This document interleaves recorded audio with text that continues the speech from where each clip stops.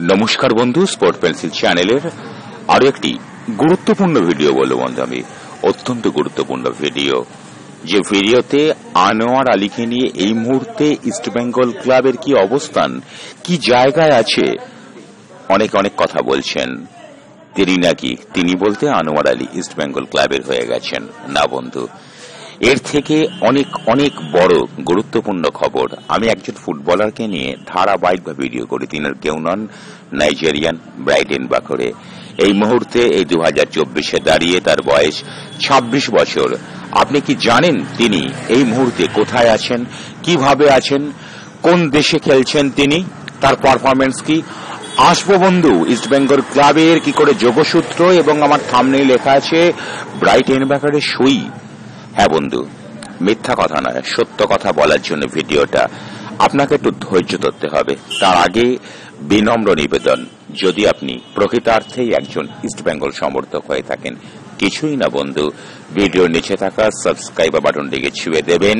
একটা বৃহত্তর ইস্টবেঙ্গল পরিবার গঠন করার একজন ইস্টবেঙ্গল সমর্থক যে চেষ্টা করছে, আমি আশা করব একজন ইস্টবেঙ্গল সমর্থক হিসাবে আপনি তাতে সামিল হবেন। আমার চ্যানেলটিকে সাবস্ক্রাইব করলে ইস্টবেঙ্গল ক্লাবেরই উন্নতি হবে, কারণ ইস্টবেঙ্গল ক্লাবকে নিয়ে নানা রকম ভিডিওর মাধ্যমে লাল হলুদের যে মাহাত্ম্য, সেটাই আমি প্রকাশিত করব। আসবো ব্রাইটকে নিয়ে অত্যন্ত গুরুত্বপূর্ণ খবরে। তার আগে আনোয়ার আলীকে নিয়ে দুটো কথা আমাকে বলতেই হচ্ছে। অনেকেই বলছেন নাকি আনোয়ার আলী ইস্টবেঙ্গল ক্লাবেই খেলবে। এসব বিভ্রান্তিতে একেবারে কান দেবেন না।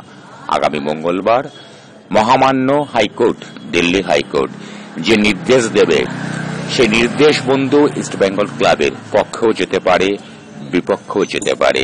আমি যদি একটা কথা বলি বন্ধু, বিপক্ষে যাওয়ারই সম্ভাবনা বেশি, অন্তত আইনজ্ঞদের পরামর্শ অনুযায়ী। হ্যাঁ, ওটা মোহনবাগানের পক্ষেও যাবে না, দিল্লি এফসির পক্ষেও যাবে না, ইস্টবেঙ্গল ক্লাবের পক্ষেও যাবে না। আলটিমেট সর্বশেষ একটা বিষয় দাঁড়াচ্ছে। দেখুন, একটা ভুলভ্রান্তি তো হয়েছে। ইস্টবেঙ্গল ক্লাবও কিছু ভুলভ্রান্তি আনোয়ারকে নিয়ে করে ফেলেছে। সেটা কোর্টের কাছে, বিচারকদের কাছে প্রকাশ্য হয়েছে। তিনি এই মুহূর্তে ফ্রি ফুটবলার হয়েছেন। তার এনওসি সাসপেনশনের আওতায় পড়েছে। তার মানে যে তিনি ইস্টবেঙ্গল ক্লাবে গটগটিয়ে হেঁটে যাবেন, তা কিন্তু নয়। ইস্টবেঙ্গল কর্মকর্তা বা শিষ্যকর্তা অনেক বাড়াবাড়ি করেও তিনি কিন্তু একটু ভুল করে ফেলেছিলেন। এত অভিজ্ঞ দেবব্রত সরকার ওরফে নিতুদা এরকম ভুল কেন করেন? আবেগতাড়িত হয়ে বোধহয় করে ফেলেছে। আমি সে প্রসঙ্গে আর বেশি কথা না বলে আজকের ভিডিওর যে মূল প্রসঙ্গ, গতকাল বেঙ্গালুরু এফসির বিরুদ্ধে ইস্টবেঙ্গল ক্লাবের যে পরাজয়, হ্যাটট্রিক হয়ে গেল। তিনটে ম্যাচে ইস্টবেঙ্গল ক্লাব হেরে গেল। বাস্তবিক হেরে যাওয়ার মতন দল ইস্টবেঙ্গল নয়। বেঙ্গালুরু এফসি এমন কোন শক্তিধর দল নয়। যদি আমরা ইন্ডিয়ান সুপার লিগের শক্তিশালী দলে তাকাই, তাহলে প্রথম 4টে দলের মধ্যে বোধহয় আমরা এই বেঙ্গালুরুর নাম উচ্চারণ করতে পারবো না। তবুও তাদের কাছে হেরে যাবার পেছনে কোচের ভুল দল নির্বাচন, খেলোয়াড়দের শারীরিক সক্ষমতা বলে কোনো বস্তু নেই। 1 মাসের বেশি সময় পেয়ে কোচ কার্লোস কুবার্দার কি যে দলটাকে করলেন, তিনি মিনি একটা হাসপাতালে পরিণত করলেন। ইতিমধ্যে ডুরান্ডের ব্যর্থতার জন্য কর্মকর্তারা তাকে প্রকারান্তরে হলুদ কার্ড দেখিয়ে দিয়েছে। লাল কার্ড দেখাতে বেশি সময় নেই।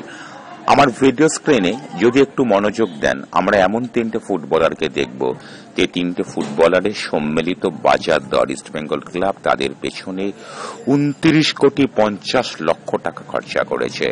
নামগুলো বলি বন্ধু: ক্লেটন সিলভা, মাদিও তালাল এবং আমাদের দিমি। তারপরও কোচের ওই অতি রক্ষণাত্মক নীতি 4-5-1 দরকার আছে। আর একটা কথাও বলবো বন্ধু, প্রফসুখান গিলকে টানা খেলিয়ে যাওয়ার কোনো মানে হয় না। কোনো একদিন ছিলেন কমলজিৎ, তাকে ইস্টবেঙ্গল তাড়িয়ে দিয়েছে। ভালো কাজ করেছে, মাফ করবেন, তাড়িয়ে দেয়নি, তাকে সরিয়ে দিয়েছে। দেবজিতের মতো গোলরক্ষক থাকা সত্ত্বেও কেন প্রফসুখান গিল সব ক্যাটা ম্যাচে খেলবে এবং 8খানা গোল হজম করে বসে থাকবেন? তার দক্ষতা নিয়ে কিন্তু ইতিমধ্যে প্রশ্ন উঠছে ইস্টবেঙ্গলের মহলে। তবে আজকের ভিডিওর সব থেকে গুরুত্বপূর্ণ তথ্যটা আপনাদের সামনে দিয়ে আমি এই ভিডিওটা শেষ করব। সেটা হচ্ছে ব্রাইটেক ইনভাকরে ২৬ বছর বয়সী এই নাইজেরিয়ান ইস্টবেঙ্গল ক্লাবে আলো জ্বালিয়েছিলেন। যেদিন ইস্টবেঙ্গল ক্লাবে আলো জ্বালানোর কেউ ছিল না বন্ধু, এত বাজেট খরচা ইস্টবেঙ্গল করতে পারেনি। আজকে প্রকৃতার্থে ইস্টবেঙ্গল যখন বাজেট খরচা করল, বাস্তবিকই সপ্তম বিদেশি নিয়ে মোহনবাগান রীতিমতো চমকে দিয়েছে। স্পোর্টিং এর নির্বাচিত বিদেশি আমাদের ক্রিস্টিয়ানো স্বদেশীয়কে নিয়ে একদম রীতিমতো কামাল করেছে। মোহনবাগানই প্রথম দল ইন্ডিয়ান সুপার লিগের ইতিহাসে যারা একদম মরশুমের শুরুতেই সপ্তম বিদেশিকে নির্বাচন করে ফেলেছে। বন্ধু, আমরাও সপ্তম বিদেশে নির্বাচন করব, আমরা বলতে ইস্ট বেঙ্গলিয়ানরা, এরকম একটা ভাবনা চিন্তা উঠে এসেছিল।